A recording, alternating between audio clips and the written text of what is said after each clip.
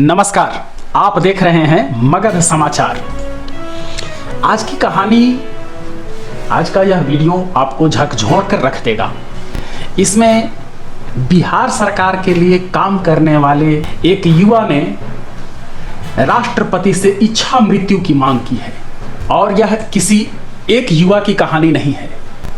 जिस पद पर यह युवा काम कर रहा है, उस पद पर बिहार में करीब 2000 लोग हैं और उन सभी 2000 युवाओं की स्थिति ऐसी ही बनाकर रख दी गई है कि जिसमें शायद हर कोई हर दिन एक बार सोचता होगा आत्महत्या के बारे में, इच्छा मृत्यु के बारे में।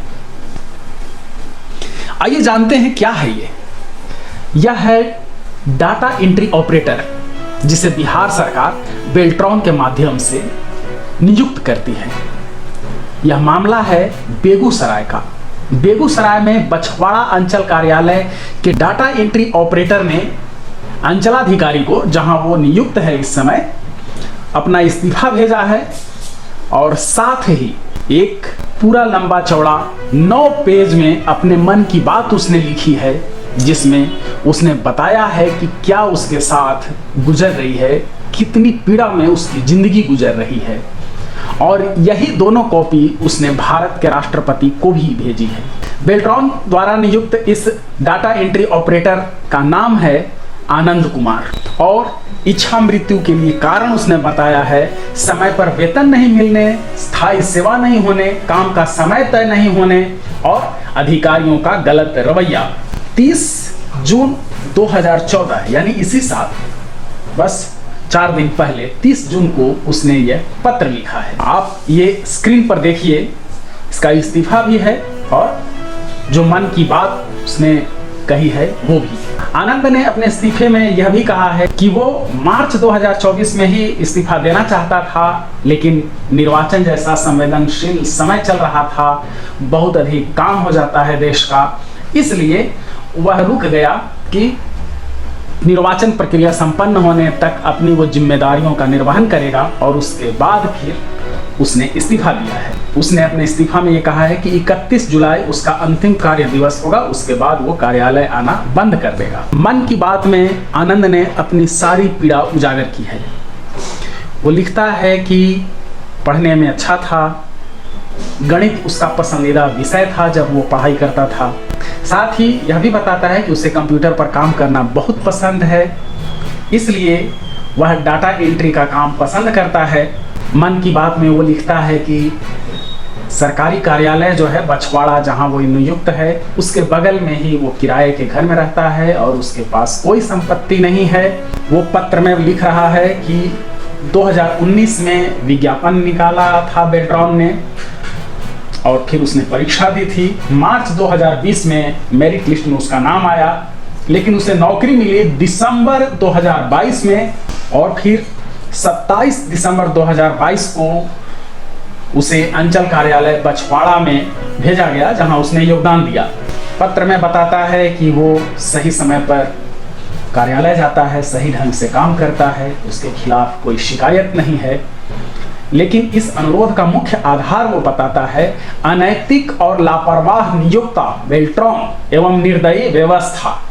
और इसमें वो बताता है कि उसकी जैसी हालत में 20,000 बेल्ट्रॉन कर्मी जूझ रहे हैं। वो बताता है कि नियम एवं ईमानदारी से कार्य करने की मेरी भावना उस समय बहुत ज्यादा चोटिल हुई, जब केंद्रीय निर्वाचन जैसे संवेदनशील समय में इस व्यवस्था यानी बेल्ट्रॉन के द्वारा हमारी यानी करीब 20,000 बेल्ट्रॉन कर्मियों की वेतन भुगतान से संबंधित प्रक्रिया को प्रभावित कर उसे जटिल बना दिया गया एवं बिना किसी सूचना के हमारे वेतन से संबंधित प्रक्रिया को रोककर हमें भूखों मरने के लिए छोड़ दिया गया। आगे फिर इसमें वह अपना दर्द बयां करता है। वो बताता है कि वेतन भुगतान की प्रक्रिया रोक दी गई।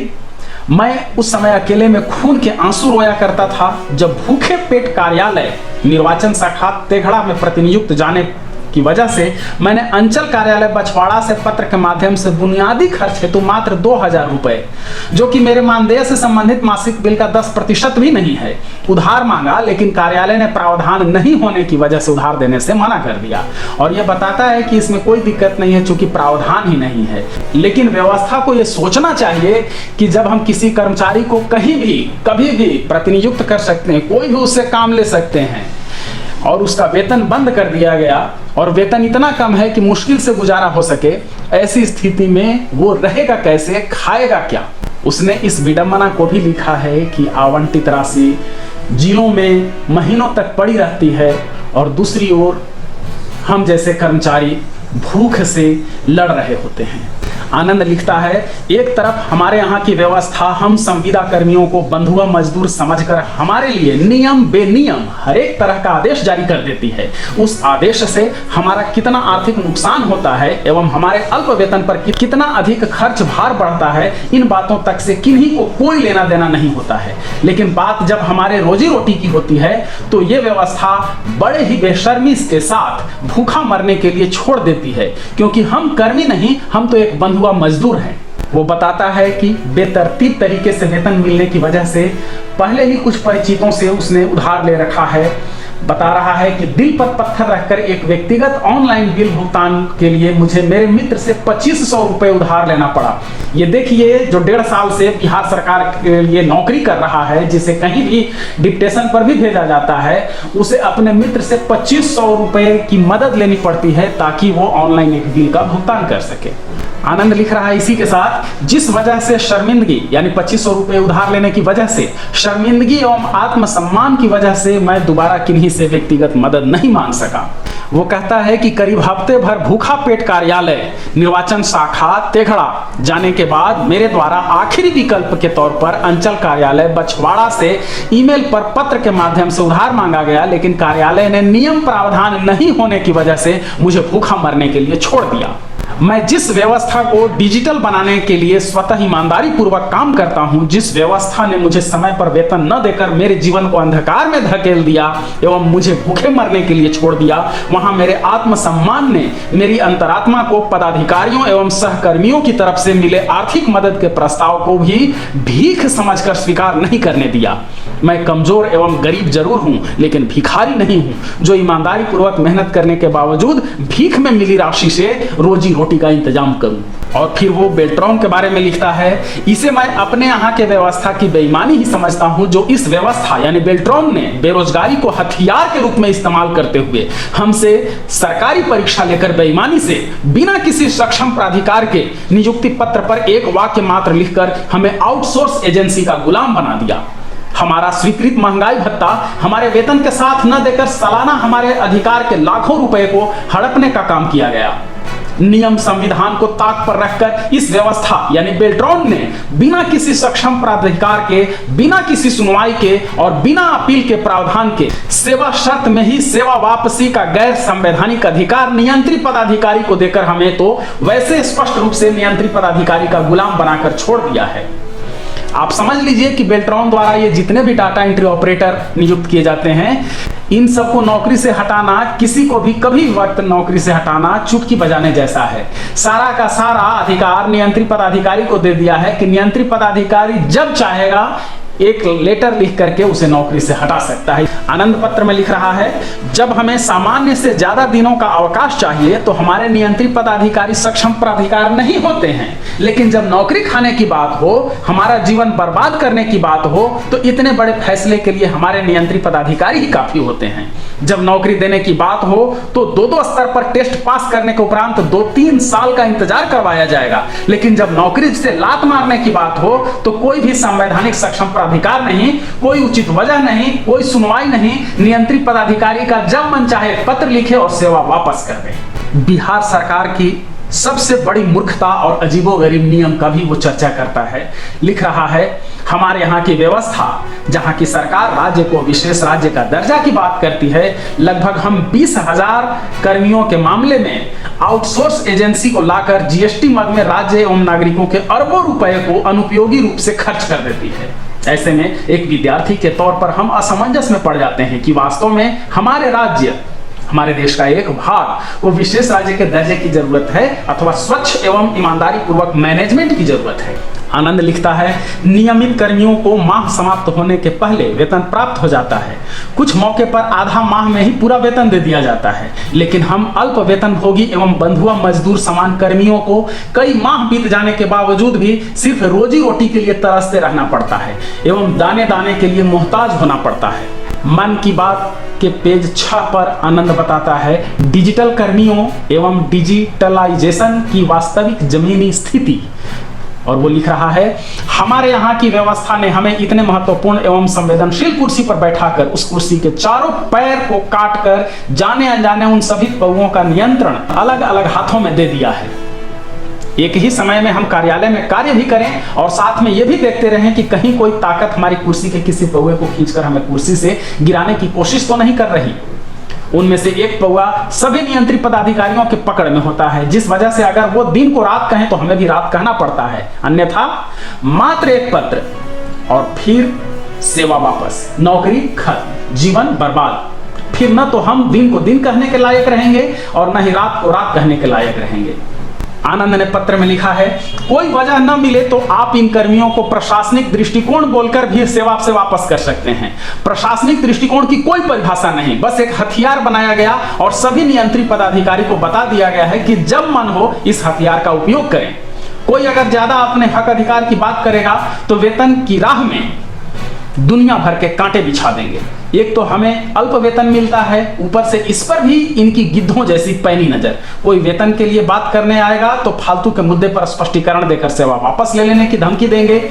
अंग्रेज हमें चाबुक एवं बंदूक की नोक पर रखकर हमारा शोषण करते थे, हमारे नियोक्ता गैर संवैधानिक कलम के नोक पर खुलेआम हमारा शोषण करते हैं। और फिर आती है सैलरी भुगतान करने वाली एजेंसी, इनका जैसे मन होगा वैसे EPF ESI का पैसा जमा करेंगे, अन्यथा कभी कभी जमा है करेंगे ही नहीं। हमारी औकात ही क्या जो हम अपने हक अधिकार की बात करेंगे। आनंद ने लिखा है, नया माह आने पर पुराने माह के अपने ही वेतन की कमाई के लिए सारा काम छोड़कर अलग अलग जगह पर जाकर अनुरोध करें, इधर से उधर उधर से इधर दौड़ें, तब भी मन होगा तो वेतन दिया जाएगा, अन्यथा टाल मटोल किया जाता रहेगा। आनंद ने अपनी इच्छा मृत्यु के बारे में फिर अंत में जिक्र किया है और उसका कारण भी बताया है। वो लिखता है कि बचपन में मैंने किताबों में अपने देश के बारे में अच्छी अच्छी बातें पढ़ी हैं, लेकिन जो फिर उसका अनुभव हुआ वो इस स्थिति में पहुंचा कि अब वो इच्छा मृत्यु की मांग कर रहा है। आनंद की इन बातों को सुनिए। हमारे यहाँ के ऐसे अनैतिक एवं नागरिकों के संवैधानिक अधिकारों का हनन करके कार्य करने वाली व्यवस्था ने मेरी अंतरात्मा को पूरी तरह से तोड़कर रख दिया है। अब मेरा मन कार्यालय के कार्यों में नहीं लगता है, इसलिए मैं कार्यालय से इस्तीफा दे रहा हूं। यथासंभव मैं नियम से चलता हूं, लेकिन जहां की व्यवस्था ही इतनी अनैतिक, असंवेदनशील, निर्दयी, बेईमानी एवं संविधान नियमों का उल्लंघन करके कार्य करने वाली हो, वेतन न देकर भ्रष्टाचार को आमंत्रित करती हो, जिस व्यवस्था में नियम से चल पाना दुष्कर हो, उस व्यवस्था में मुझे सांस लेना भी अब घृणित सा लगता है। जो व्यवस्था खुलेआम संविधान एवं नियमों को ताक पर रखकर कार्य करती हो, जो व्यवस्था समस्याओं को खत्म करने के बजाय खुद नई नई समस्याओं को जन्म देती हो, जो व्यवस्था किताबों में ईमानदारी और नैतिकता का पाठ पढ़ाकर वास्तविक जीवन में भ्रष्टाचार करने के लिए उकसाती हो, जिस व्यवस्था में ईमानदारी की भावना के लिए कोई जगह नहीं है, जहां ईमानदारी से कार्य करने की वजह से तरह तरह से प्रताड़ित होना पड़ता है, भूखे रहना पड़ता है, मैं समझता हूं कि उस व्यवस्था में चाहे व्यवस्था का कर्मी रहूं अथवा न रहूं, मुझे जिंदा रहकर घुट घुट कर जीने से बेहतर जीवन को समाप्त करके समस्या को जड़ से खत्म कर देना ही मेरे लिए उचित होगा। और इस पत्र के अंत में आनंद ने लिखा है, जीवन समाप्त करने हेतु प्रक्रिया के संबंध में मेरे द्वारा संवैधानिक कानूनी अधिकार प्राप्त होने के बाद एवं अंचल कार्यालय बछवाड़ा में अंतिम कार्य दिवस बुधवार दिनांक 31/7/2024 के बाद जीवन समाप्त किया जाएगा। मेरे पास खुद का कमाया हुआ घर अथवा भूमि का टुकड़ा नहीं है, इसलिए स्वीकृति के उपरांत स्वीकृत जगह पर ही स्वीकृत दिवस एवं समय में कानूनी तरीके मात्र से नियम कानून का पालन करते हुए जीवन समाप्त किया जाएगा।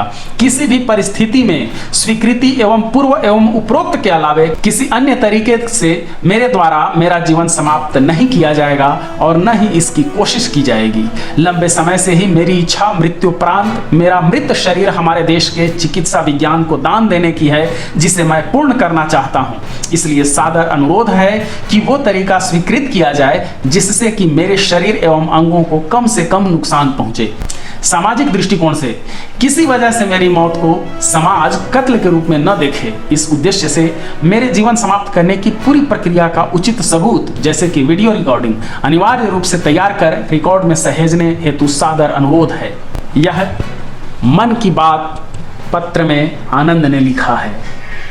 आनंद जो बेल्ट्रॉन द्वारा नियुक्त एक डाटा एंट्री ऑपरेटर है, उसने बताया है कि उन लोगों को किस तरह से प्रताड़ित किया जा रहा है, लेकिन वो मजबूर हैं। सारे डाटा एंट्री ऑपरेटर जिनकी संख्या करीब 20,000 है, बिहार सरकार के लिए काम करते हैं और उन्हें किसी प्रकार का कोई संवैधानिक अधिकार नहीं है।